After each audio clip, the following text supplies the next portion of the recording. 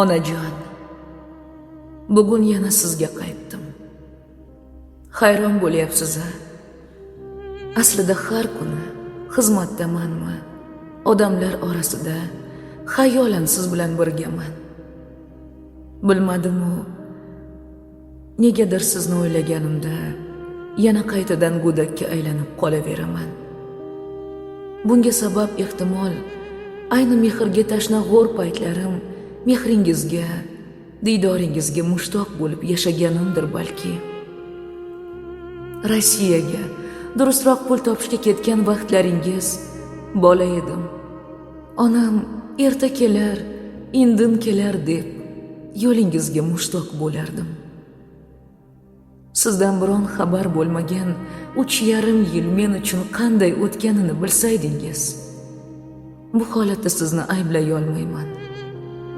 O'zi shundoq ham turmushingizdan zada bo'lgan ko'nglingiz bilan insonlarga yana ishonch bildirdingiz. Eng qizig'i, o'sha vaqtlar sizdan biron darak yo'q edi. Nima bo'lganda ham u kunlar ortda qoldi onajon. Endi doim yonimdasiz. Endi sizni hech kim xafa qila olmaydi. Onajon, men barcha obunachilarim, do'stlarim, umuman ommadan o'tmishda aslida qanday yashaganimni aytishdan uyalmayman. Esingizdami? 1-sinfga qadam qo'ygan kezlarim Janubiy vokzalda choy sotardim.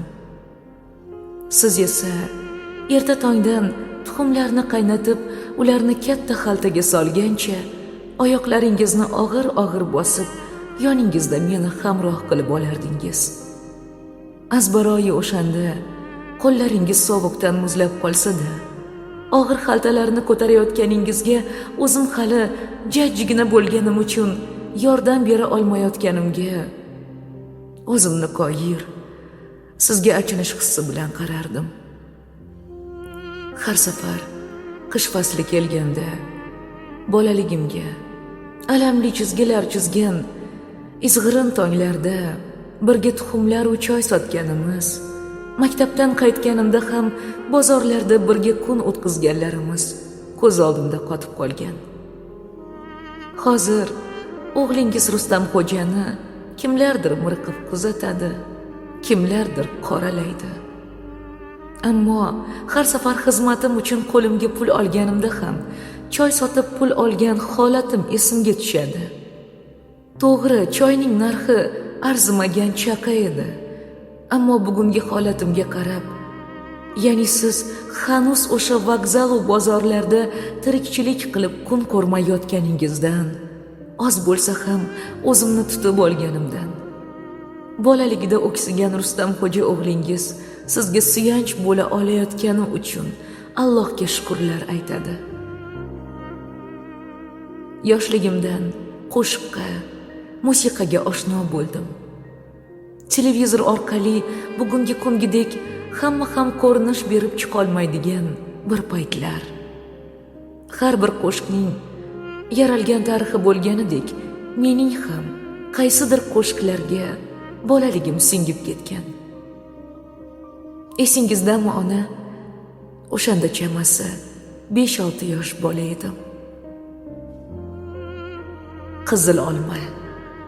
Ha, Yulduz Usmonovaning aynan shu qo'shig'i televizorda efirga uzatilgan vaqt, o'sha qo'shiqni baralla hirgoya qilar, siz esa meni bu xatti-harakatlarimni qo'llab-quvvatlab, qo'shiqlar aytib, raqslar tushayotganimni ko'rib, quvonib ketardingiz. Ushbu xonanda va uning qo'shiqlariga qiziqishlarim asnosida Yulduz Usmonovani judayam ko'rishni xohlar va ichimda shu umidga qandaydir ishonch bor edi. 2005-yil Xalqlar do'stligi saroyi. O'sha vaqtlarda yangi avlod festivali o'tkazilardi. Hamma eslasa kerak, bayramlar, katta tadbirlar Yulduz Usmonovaning chiqishlarisiz o'tmasdi. O'sha kuni garchi yonimda sariq chaqa ham yo'qligiga qaramasdan, konsert zali eshigidan ichkariga kirib ketayotgan bir gala bolalarga ko'zim tushdi. Menga o'shanda nima bunchalik ishonch berdi bilmadim-ku. Men ham birdan ular safiga qo'shilib oldim. Ichkariga kirgach esa hamma bolalarni ismi bilan aytib chaqirishni boshlashganda, begonaligimni bilib qolmasin deb ro'paramdagi ko'zimga ko'ringan xonaga o'g'rincha kirib oldim. O'sha xonada soatlab o'tirganimni bilaman, Yulduz kelyapti degan ovozni eshitdim-u, darrov tashqariga otildim.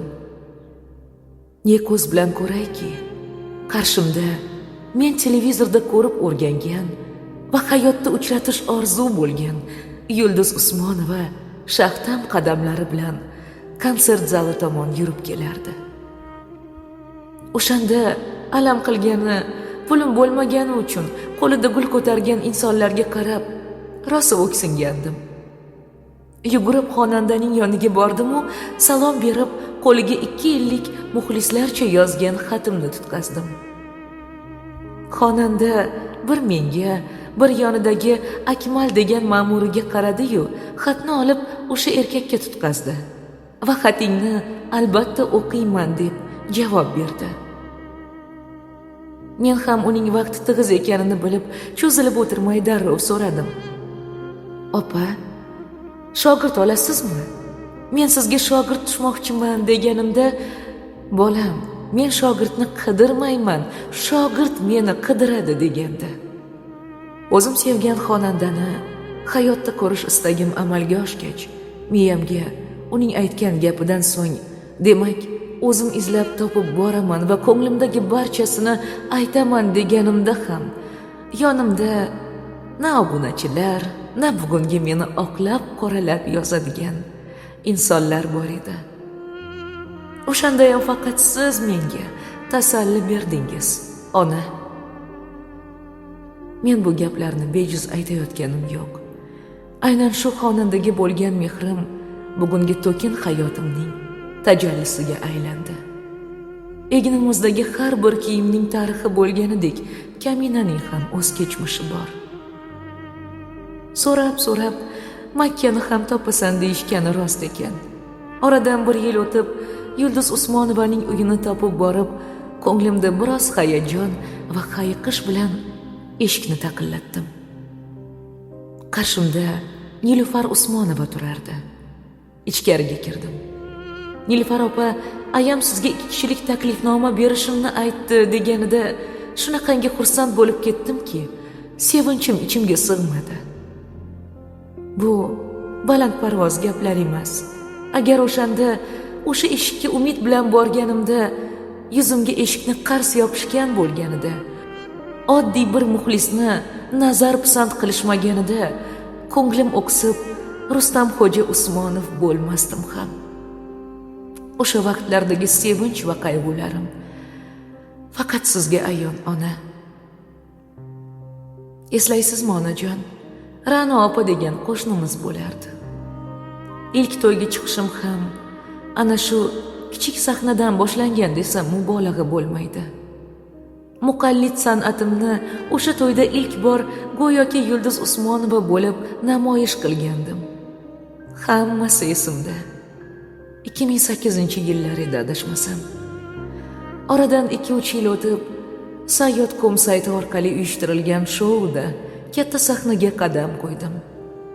O'sha vaqtda Isroilda konsert dasturlarini muxlislariga taqdim etayotgan xonanda Yulduz Usmonova bu chiqishimni video orqali ko'rganda, bu yigitni chaqiringlar, bir ko'ray degandi. Bir sahnada turib, birga qo'shiq ijro etganimdagi hayajonlaringiz ham ko'zim oldida qolgan, onajon. Bugun to'ylarda yurishimga katta bir turtki ham Yulduz opaning aytgan gapi sabab. Bu san'atni nima qilib berkitib olib o'tiribsan? San'atingni Shuhrat Nuraliyevdek sot degandi. Chindan ham o'sha vaqtlar hammaning ko'zi Yulduz opani parodiya qilishiga ko'nikkan Shuhrat Nuraliyev ancha ovozi bo'lgandi. Alloh rahmatiga olsin. Eng qizig'i, birinchi daromad ko'rgan to'yimni ham opaning o'zi olib bergandi. Siz esa menga bolam, yurak yutib shuncha gap so'zlarga qaramay, hech kim qilmagan ishni qilding. Erkak kishisan.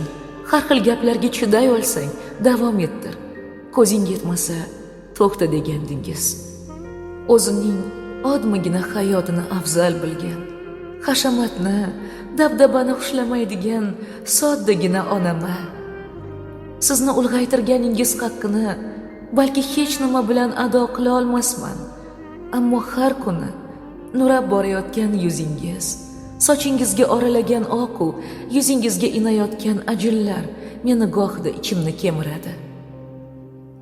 Sizni yo'qotishdan qo'rqaman. Bu qo'rquv buvim bilan ro'y bergan mudhish falokatdan so'ng menga o'rnashib olganmi, bilmadim. Rahmatli buvimni yuk mashinasi bosib ketganda, beshikda ukam bilan yolg'iz bo'zlab qolgan kunlarim hech qachon esimdan chiqmaydi.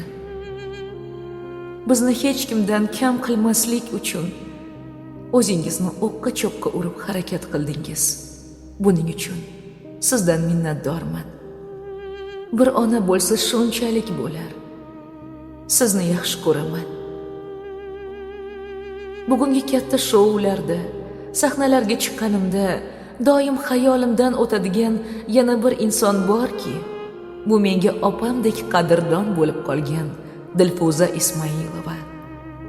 Xalqlar do'stligi saroyiga meni ilk marta katta sahnaga olib chiqqan inson aynan shu ayol edi. Alloh rozi bo'lsin. Bilaman, hozir bu audioni eshitayotganlar safida meni xushlaydigan va buning aksi bo'lgan insonlar ham bor. Ammo san'at sohasida tahsil olgan neki inson borki, muqallid san'atini to'g'ri tushunadi va to'g'ri baholaydi. Bolalikdagi ayanchli xotiralarim, o'zim sevgan xonandaga bo'lgan kuchli qiziqish, erkak kishi bo'lsam-da, meni bu yo'lda faoliyatimdan to'xtamaslikka sabab bo'ldi. Zero inson yaxshi ko'rgan narsalari va insonlarigagina havas qiladi, ularga taqlid qiladi. Ona, bilaman ko'p qilma degan ishlaringizni qildim. Ba'zan ishonma deganlaringiz insonlarga ishondim, pand yedim. Ammo ko'zlarim endi ochildi. Agar shu vaqtgacha qalbingizga ozor bergan bo'lsam, meni kechiring ona. Doim duolarimda ukam Dilshod bilan meni baxtu kamolimni ko'rib yurishingizni, ko'nglimda niyat qilganim umra ziyoratlariga birgalikda qadamimiz yetishini Allohimdan so'rayman. Alloh chevar zot, har bir narsa niyatga qarab deyishadi. Yagona o'tinchim shuki, sizni eng baxtli ayol bo'lganingizni ko'rishim uchun qo'limdan ne kelsa, barchasini qilgulik darajada kuch, ishonch va sabr bersin. Sizni yaxshi ko'raman. Jannatim onam. Umringiz ziyoda bo'lsin. San'atimning ilk muxlisi ham, beg'uborim, munisam onam. Usiz qo'lim hech ishga bormas. Duogo'yim, jannatim onam. Loyga botsin deya niyat qilsalar, do'stimsan deya g'iybat qilsalar, erkakmi shu deya tuhmat qilsalar, bag'riga bosgancha yig'lagan onam. Kimdir ichi yonib meni zimdan kuzatar, kimdir xatolarim asta tuzatar, gap so'zlar tugamaskan o'limga qadar. Men deb tunlari bedor yig'lagan onam. Balki o'zimga xiyonat qildim, san'atimga xiyonat kutmang hech mendan. Insonlarga ishondim, ko'pni do'st bildim. Angladimki, azizroq yo'qdir onamdan. Gulbahor ona, cheksiz mehr ila o'g'lingiz Rustamxo'jadan. Nelardandir ko'ngil bo'lib g'ash, ham egilib bu egilmas bosh. Ko'zlarimda qalqib tursa yosh, bu holimga berolmay bardosh.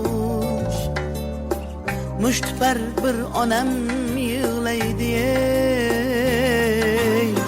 qolganlari yolg'on yig'laydi